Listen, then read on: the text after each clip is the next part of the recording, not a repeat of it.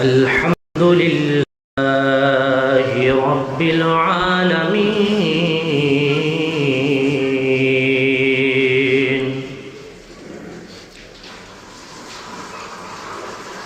والعاقبة للمتقين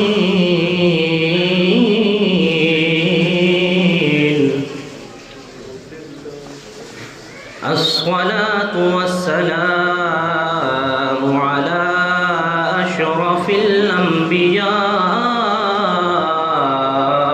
والمرسلين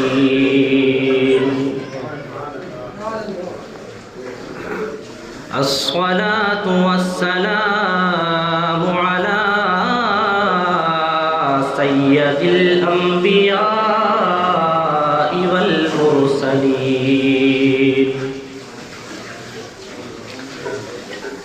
أما بعد فأعوذ بالله من الشيطان الرجيم بسم الله الرحمن الرحيم وعلمك ما لم تكن تعلم قال في مقام آخر الرحمن علم القرآن صدق الله مولانا العظيم وصدق رسوله النبي الأمين المكين المتين الكريم ونحن على ذلك لمن الشاهدين والشاكرين والحمد لله رب العالمين. مصلیان مسجد السلام علیکم ورحمۃ اللہ وبرکاتہ. کچھ عرض و معروض سے قبل آئیے سب سے پہلے ہم اور آپ مل کر گنبد خضرا کی جانب لو لگا کر مدینے کے تاجدار سید ابرار و اخیار دونوں عالم کے مالک و مختار ہم غریبوں کے غمگسار طٰہٰ و یاسین انیس بے کساں چارہ ساز دردمنداں پوری کائنات میں سب سے انوکھے سب سے نرالے دائی حلیمہ کی گود کے پالے حضرت آمنہ کے راج دلارے حضرت عبداللہ آنکھ کے تارے میرے اور تمہارے پوری کائنات کے جان سے پیارے حضور احمد مجتبیٰ محمد مصطفیٰ علیہ التحیۃ والثناء ارواحنا فدا کی بارگاہ نبوت و رسالت میں اپنی غلامی کا ثبوت دیتے ہوئے بآواز بلند درود پاک کا نذرانہ پیش کریں. اللہم صل علیہ وسلم. ایک مرتبہ اور نبی اور آل نبی پر بآواز بلند درود پاک. اللہم رب محمد صلی علیہ وسلم نحن عباد محمد صلی علیہ وسلم وعلى ذبیہ وصحبہ ابد الدہور وکرما. بس تھوڑی دیر کے لیے آپ کی توجہ اپنی طرف مبذول کرانے کا طالب ہوں. پوری کائنات میں ہر شخص کسی نہ کسی کام میں مشغول ہے. توجہ رہے. کوئی دولت و سرمایہ کمانے میں، کوئی اس کو بچانے میں، کوئی ان بچے ہوئے پیسوں کو کہیں اور لگا کر مزید کمانے میں، کوئی تخت و تاج کی طلب میں، کوئی اقتدار پانے کی طلب میں، اپنی سیاست کے سکے کو چمکانے میں. الغرض ہر کوئی کسی نہ کسی کام میں لگا ہے. لیکن حضرات گرامی، ایک قوم ایسی بھی ہے جس کا ان تمام کام کے علاوہ ایک کام اور ہے. توجہ رہے. وہ کام کیا ہے کہ کوئی ایسا پہلو ہاتھ سے جانے نہ دیا جائے جس پہلو سے حضور کی توہین کرنا آسان ہو. کبھی نبی کے علم پاک کو جانوروں پاگلوں سے تشبیہ دے کر نبی کی توہین، کبھی نبی کے علم کو شیطان لعین سے کم بتا کر نبی کی توہین، کبھی شیطان لعین کے علم سے قطعی سے ثابت مان کر نبی کی توہین، اور جب اتنے پہ بس نہ ہوا تو منہ پھاڑ کے کہتا ہے معاذ اللہ کہ محمد تو وہ ہے جسے پیٹھ پیچھے کی بھی خبر نہیں، معاذ اللہ۔ اسی سے متعلق چند باتیں عرض کرنے کی سعادتوں برکتیں حاصل کروں گا۔ قرآن مجید برہان رشید میں اللہ رب العزت نے ارشاد فرمایا، جس کی میں نے تلاوت کا شرف حاصل کیا، رب فرماتا ہے وَعَلَّمَكَ مَا لَمْ تَكُنْ تَعْلَمُ، اے محبوب ہم نے آپ کو وہ سب کچھ بتا دیا ما لم تکن تعلم، مصطفیٰ جو آپ نہ جانتے تھے۔ اے محبوب وہ تمام علوم ہم نے آپ کو عطا کر دیا، کون سے؟ ما لم تکن تعلم، نبی جو آپ نہ جانتے تھے۔ یعنی اے مصطفیٰ، اے محبوب، حضرت آدم تا عیسیٰ ہر نبی ہر رسول کو یکے بعد دیگر میں نے جتنے علوم عطا کیے، اے پیارے مصطفیٰ میں نے وہ تمام علوم تنہا آپ کو عطا فرما دیا ہے۔ کیوں؟ معلوم تکن تعلم، مصطفیٰ آپ نہ جانتے تھے، اس لیے ہم نے آپ کو سکھا دیا۔ وہیں دوسرے مقام پر رب ارشاد فرماتا ہے الرحمن علم القرآن، رحمان نے یعنی اللہ نے اپنے محبوب کو پورا قرآن سکھا دیا ہے، اور قرآن ہی کے بارے میں ارشاد ہے تبیانا لکل شیء، کہ کوئی ایسی شے نہیں ہے کہ جس کا ذکر قرآن میں موجود نہ ہو۔ شمس و قمر قرآن میں، شجر و حجر قرآن میں، بحر و بر قرآن میں، لیل و نہار قرآن میں، تمام اوراد و وظائف و نقوش قرآن میں، توجہ رہے میرے جملوں پر غور کریں، تمام اوراد و وظائف و نقوش قرآن میں، تمام مخلوق کا ذکر قرآن میں، تمام مخلوق کے اعمال و افعال و کردار و اشغال قرآن، تمام امراض کا علاج قرآن میں، ہر شے کا ذکر قرآن میں، تمام مصائب کا حل قرآن میں، تمام مراحل کا حل قرآن میں، تمام مسائل کا بیان، تمام مسائل کا حل قرآن میں موجود ہے۔ یعنی میں عرض کر رہا ہوں کہ کوئی ایسی شے نہیں ہے کہ جس کا ذکر قرآن میں موجود نہ ہو، مگر ہاں یہ بات اور ہے کہ ہمارا علمی قدر، ہمارا علمی معیار، ہماری علمی وسعت اتنی نہیں ہے کہ قرآن کو کما حق کہو ہم اور آپ سمجھ سکیں۔ ہمارے پاس اتنا علم نہیں ہے، ہمارے پاس علم کی بہت کمی ہے، اتنا علم ہے ہی نہیں کہ قرآن کو مکمل طور پہ ہم اور آپ سمجھ سکیں، مگر قرآن میں سب کچھ ہے۔ افہام و تفہیم کی بات ہے تو میں ساتھ ہی ساتھ عرض کرتا چلوں، ایک ہاسپٹل کی بات ہے، وہاں پر دو عورتیں ایڈمٹ ہوتی ہیں، دونوں حاملہ ہوتی ہیں اور دونوں سے بچوں کی ولادت ہوتی ہے۔ ایک عورت سے بیٹے کی ولادت ہوئی، دوسرے سے بیٹی کی ولادت ہوتی ہے۔ غور کریں، بہت ہی دھیان سے سنیں، دونوں عورتوں نے بچوں کو ولادت دیا، مگر وہاں کی جو نرس تھیں، وہاں کی جو خواتین نرس تھیں کام کرنے والی، ان کی غلطی کی بنیاد پر بچوں کی تبدیلی ہو جاتی ہے، بچے عدل بدل جاتے ہیں۔ اب وہاں یہ فیصلہ کرنا دشوار تھا کہ کس کو بیٹا پیدا ہوا ہے، کس کو بیٹی پیدا ہوئی ہے، اور دونوں عورتوں نے ماننے سے انکار کر دیا تھا۔ دونوں کہہ رہی تھیں کہ مجھے بیٹا ہوا ہے، وہ بھی کہہ رہی تھی مجھے بیٹا ہوا ہے۔ مسئلہ الجھا پڑا تھا، جواب مل نہیں رہا تھا۔ کسی نے ذہن دیا چلو کسی عالم دین کی بارگاہ میں چلو، اس لیے کہ اب اس مسئلے کا حل وہی بتائیں گے، اس لیے کہ وہ عالم دین کو میں نے ان کی زبان سے کہتے ہوئے سنا ہے کہ قرآن میں ہر شے کا ذکر ہے، قرآن میں ہر مسائل کا حل ہے، لہٰذا ان کی بارگاہ میں چلتے ہیں، اب اس مسئلے کا حل وہی بتائیں گے، اب اس پریشانی سے ہمیں اور سب کو وہی نکالیں گے۔ پہنچے اس عالم دین کی بارگاہ میں، السلام علیکم ورحمۃ اللہ، وعلیکم السلام ورحمۃ اللہ، کہو کیسے آنا ہوا، پورا مسئلہ کے سامنے رکھا جاتا ہے، ایک ایک بات پوری بیان کی جاتی ہے۔ عالم دین نے تھوڑی دیر غور و فکر کرنے کے بعد کہا ڈاکٹر کو میرے سامنے لایا جائے۔ ڈاکٹر کو سامنے کیا گیا، عالم دین نے کہا اے ڈاکٹر مجھے ایک چیز کی رپورٹ بتاؤ کہ دونوں عورتوں میں دودھ کس کو زیادہ ہو رہا ہے اور دودھ کس کو کم ہو رہا ہے۔ ڈاکٹر نے ٹیسٹ کرنے کے بعد تھوڑے وقفے کے بعد عالم دین کی بارگاہ میں رپورٹ کو سامنے رکھ دیا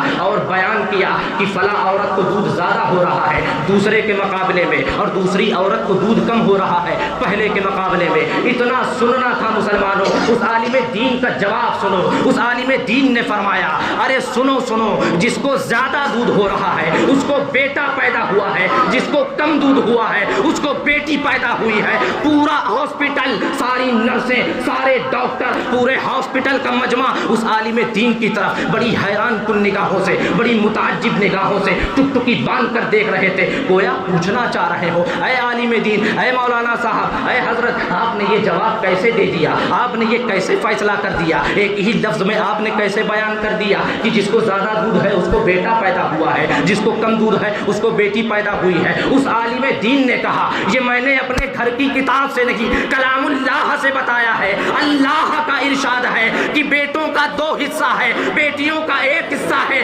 لہذا جس کو زیادہ دودھ ہے اس کو بیٹا ہے, جس کو کم دودھ ہے اس کو بیٹی پیدا ہوئی ہے. میں عرض کرنا چاہتا ہوں, میں یہی عرض کر رہا تھا, آپ کی توجہ مبذول کرانا چاہتا ہوں. میں جو بیان کرنا چاہتا تھا آپ اپنی توجہ کو میری طرف رکھیں تاکہ میری آنے والی گفتگو آپ کے ذہن میں بآسانی اترتی چلی جائے. میں یہ عرض کر رہا تھا کہ ہمارے پاس اتنا علم نہیں ہے کہ ہم قرآن کو کما حق سمجھ سکیں, مگر قرآن میں سارے مسائل کا حل ہے, ساری چیزوں کا ذکر قرآن میں ہے. اب رب کا ارشاد سنو مسلمانوں, رب فرماتا ہے الرحمن علم القرآن. اے محبوب, ہم نے آپ کو پورا قرآن سکھا دیا. ارے جب پورا قرآن سکھا دیا تو اب تو کچھ بچا ہی نہیں جو میرے نبی کے علم سے باہر ہو, اس لیے کہ قرآن میں سب ہے. پورا قرآن رب نے مصطفیٰ کو سکھا دیا. نعرہ تکبیر, نعرہ رسالت. پورا قرآن اپنے محبوب کو سکھا دیا. پتہ یہ چلا شمس و قمر, شجر و حجر, بحر و بر, لیل و نہار سب میرے آقا جانتے ہیں. تمام مخلوق کے بارے میں میرے آقا کو خبر ہے. تمام مخلوق کے افعال و اعمال و کردار و اشعار کے بارے میں میرے آقا جانتے ہیں. کوئی ایسی شے نہیں ہے جس کو میرے آقا جانتے نہ ہو, کوئی ایسا گوشہ نہیں ہے جس کو نبی جانتے نہ ہو, کوئی ایسا سوشہ نہیں ہے جس کو نبی جانتے نہ ہو. ان گستاخوں سے کہو, ان بدعقیدوں سے کہو کہ تمہارا وہ کوئی اور ہوگا جسے پیٹھ پیچھے کی خبر نہیں ہوگی, جسے پیٹھ پیچھے کا علم نہیں ہوگا. اس لیے کہ میرے تو وہ ہیں کہ منہ اگرچہ قبلہ کی طرف ہو مگر پیٹھ پیچھے پوری کائنات کا مشاہدہ کرتے ہیں. آنے والا کیسے آ رہا ہے نبی دیکھ رہے ہیں, کس حال میں ہے نبی دیکھ رہے ہیں, کس کیفیت میں ہے نبی دیکھ رہے ہیں, کون آ رہا ہے نبی دیکھ رہے ہیں. آئیے بات سمجھانے کے لیے ایک آخری بات عرض کرتا چلوں. بخاری شریف جلد اول باب من رکع دون الصف کی حدیث پاک ہے. حضرت ابو بکرہ کی اس روایت کو امام بخاری نے بخاری شریف کے جلد اول کے ابدم شروع میں لگا کے کوٹ کر کے رکھا ہے. غور کریں. ان ابی بکرہ انه انتهى الى النبي صلی اللہ علیہ وسلم وهو راکع قبل ان يصل الى الصف. حضرت ابو بکرہ ہیں, سبحان اللہ, کون صحابی رسول ہیں, آئے مسجد نبوی کے دروازے پر نماز پڑھنے کے لیے. جیسے ہی نظر پڑی دیکھا تو آقائے دو جہاں مصلی امامت پر جو ہے نا, آقائے دو جہاں مصلی امامت پر سارے صحابہ نبی کے پیچھے نماز پڑھ رہے ہیں. حضرت ابو بکرہ کی نظر پڑتی ہے, دیکھتے ہیں نبی پاک حالت سارے صحابہ رکوع میں ہیں. حضرت ابو بکرہ نے خیال فرمایا کہ اگر میں صف تک پہنچنے کے بعد نیت کروں گا تو میری 1 رکعت چھوٹ جائے گی. لہٰذا ابو بکرہ نے کیا خیال کیا, وہیں پر نیت کیا, وہیں رکوع میں گئے, چلتے چلتے صف میں شامل ہو جاتے ہیں. نماز پوری مکمل ہوتی ہے. امام الانبیاء نے سلام پھیرا, السلام علیکم ورحمۃ اللہ, السلام علیکم ورحمۃ اللہ. سلام پھیرنے کے بعد نبی فوراً گھومے, توجہ, نبی فوراً گھومے اور نبی فرماتے ہیں یا ابا بکرہ قم, اے ابو بکرہ کھڑے ہو جاؤ. اے ابو بکرہ کیا تمہیں میرا طریقہ نہ معلوم کہ صف میں پہنچنے کے بعد نیت کرنا چاہیے, صف میں پہنچنے کے بعد نیت کرنا چاہیے, مگر اے ابو بکرہ تم تو مسجد کے دروازے پر ہی نیت باندھ کر رکوع میں چلتے چلتے صف میں شامل ہو جاتے ہو. غور کرنے کا مقام ہے. حضرت ابو بکرہ صحابی رسول نے یہ نہیں پلٹ کر کہا اے پیارے کریم آقا, آپ کا چہرہ تو قبلہ کی طرف تھا, آپ تو محو صلاۃ تھے, آپ تو نماز پڑھا رہے تھے, کریمہ کا آپ کو پیٹھ پیچھے کی کیا خبر؟ آپ کو کیسے علم ہو گیا کہ پیچھے سے ابو بکرہ آ رہا ہے؟ آپ کو کیسے خبر ہو گئی کہ رکوع میں جا رہا ہے؟ آپ کو کیسے خبر ہو گئی کہ چلتے چلتے جا رہا ہے؟ آپ کو کیسے معلوم ہو گیا یا رسول اللہ کہ میں حالت رکوع میں چلتے چلتے صف تک پہنچا ہوں؟ نہیں نہیں، حضرت ابو بکرہ نے یہ نہیں کہا. کیوں؟ کیونکہ وہ صحابی ہیں، وہابی نہیں ہے. حضرت ابو بکرہ جواب دیتے ہیں یا رسول اللہ میں نے سوچا کہ آپ حالت رکوع میں ہیں، جب تک میں صف میں پہنچوں گا آقا میری رکعت چھوٹ جائے گی. اے پیارے کریمہ کا رکعت پانے کی محبت میں نے ایسا کیا ہے کہ میں رکوع میں چلتے ہوئے صف میں پہنچا ہوں اور کوئی ارادہ نہیں تھا. نبی پاک نے دعا فرمایا اے ابو بکرہ اللہ تیری رکعت پانے کی محبت کو اور بڑھائے، مگر اے ابو بکرہ دوبارہ ایسا نہ کرنا. غور کرنے کا مقام ہے. نبی کا چہرہ قبلہ کی طرف تھا مگر ابو بکرہ کو مشاہدہ کر رہے ہیں، ابو بکرہ کو دیکھ رہے ہیں. اور کیفیت کیسی ہے کہ حالت نماز میں ہے مگر پھر بھی میرے آقا دیکھ رہے ہیں کہ کون کیسے آ رہا ہے. نبی فرماتے ہیں انکم ترون قبلتی ہا ہونا. ارے کیا تم یہ سوچتے ہو کہ میرا چہرہ قبلہ کی طرف ہے؟ میں تمہیں پیٹھ پیچھے نہیں دیکھتا ہوں. واللہ انی لرآکم وراء ظہری کما وراءکم امامی. نبی فرماتے ہیں قسم اللہ کی میں تمہیں ایسا دیکھتا ہوں جس طرح سامنے دیکھتا ہوں، جیسے پیٹھ پیچھے ہوتے ہو ویسے ہی تمہیں سامنے دیکھا کرتا ہوں. غور کرنے کا مقام ہے.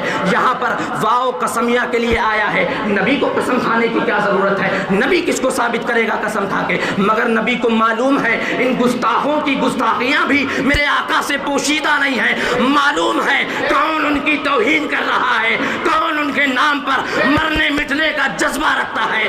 سب میرے آقا کو خبر ہے. نبی فرماتے ہیں واللہ اللہ کی قسم. اور اتنا ہی نہیں، آگے فرماتے ہیں لرآکم انی لرآکم. ایک تو انی تاکید کا اور دوسرا لام لرآکم. یہاں پر لام لام تاکید ہے. اس کے استعمال کا قانون یہ ہے کہ جب یہ داخل ہوتا ہے تو اپنے معنی کو بالکل متحقق کر دیتا ہے، یعنی اس میں مزید تحقیق کی ضرورت نہیں رہتی. تو اب کیا ترجمہ ہوگا کہ قسم واللہ میں تمہیں ضرور ضرور دیکھتا ہوں. اب تو آقا نے متحقق بات کہہ دی. کیا ان جاہلوں کو بخاری کی یہ روایت نہیں دکھتی؟ کہتے نا بے عشق مصطفیٰ کے پڑھتے جو بخاری آتا ہے انہیں بخاری نہیں آتی. اگر عشق رسول میں بخاری پڑھا ہوتا تو ایسی گستاخی نہ کرتے. میرے آقا فرماتے ہیں میں وہ ہوں کہ مدینے میں رہتا ہوں تو مکے کے حال کو جان لیا کرتا ہوں. ارے میں وہ اولو العزم ہوں کہ اگر میں مکے کی سرزمین پہ رہوں تو جنگ کا مشاہدہ کر لیتا ہوں، مدینے میں رہوں تو حوض کوثر کو بیٹھے بیٹھے دیکھا کرتا ہوں. ارے میں وہ ہوں کہ اللہ نے پوری کائنات کو میرے سامنے اٹھا کر رکھ دیا ہے. ان اللہ تعالی رفع لی الدنیا فانا انظر الیہا وما ہوا کائن فیہا الی یوم القیامہ کانما انظر الی کفی ہذہ. نبی فرماتے ہیں کہ اللہ نے پوری دنیا کو اٹھا کر میرے چہرے کے سامنے رکھ دیا ہے. فانا انظر پس میں اسے دیکھا کرتا ہوں. اور اتنا ہی نہیں، آگے نبی فرماتے ہیں وانا انظر الیہا وما ہوا کائن فیہا الی یوم القیامہ. اور قیامت تک ہونے والی ہر ایک شے کو، ہر ایک کام کو آقا فرماتے میں دیکھ رہا ہوں. اور دیکھنے کا طریقہ کیسا ہے؟ سبحان اللہ، کس طرح دیکھ رہے ہیں؟ کانما انظر الی کفی ہذہ. ارے میں ایسے دیکھتا ہوں جیسے اپنے ہاتھ کی ہتھیلی دیکھا کرتا ہوں. پتہ یہ چل گیا ہم یہاں پر بیان کریں، آقا پہلے ہی دیکھ چکے ہیں. آپ سن رہے ہیں، آقا پہلے ہی دیکھ، اس لیے کہ آقا فرماتے ہیں قیامت تک ہونے والے ہر کام کو میں نے دیکھ لیا. ابھی قیامت آئی لگی ہے، ہم بیان کر رہے ہیں. آقا نے 1442 سال پہلے دیکھ لیا. آپ سن رہے ہیں آقا نے پہلے ہی دیکھ لیا. اعلیٰ حضرت فرماتے ہیں بڑے پیارے انداز میں فرماتے ہیں سر عرش پر ہے تیری گزر، دل فرش پر ہے تیری نظر، ملکوت و ملک میں کوئی شے نہیں ہے جو تجھ پہ آیا نہیں.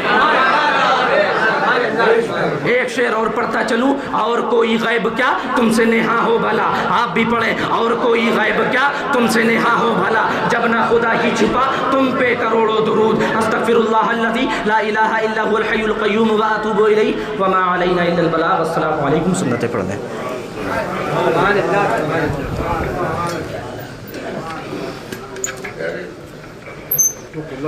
ارے اب گلا بیٹھ گیا میرا، ہم کہاں پڑھ پائیں گے؟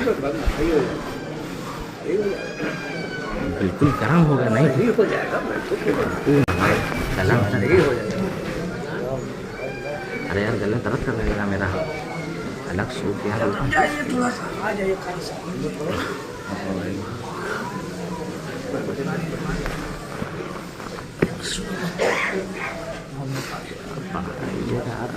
اتنا درد ہونے لگا میرے گلے کا پہلے بتائے ہوتے تو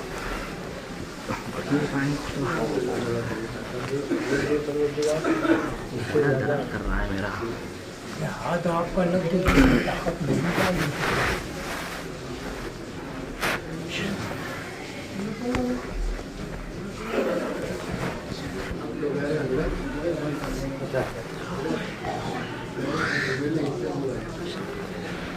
بھیا کیسے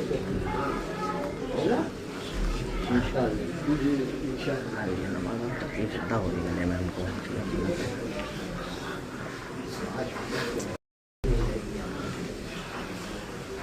میرے بس کا کام نہ کر دیا مزید اور بوجھ نہ ڈالے ہمارے اوپر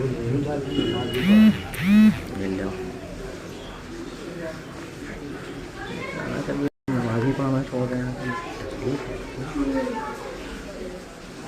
میرے بغیر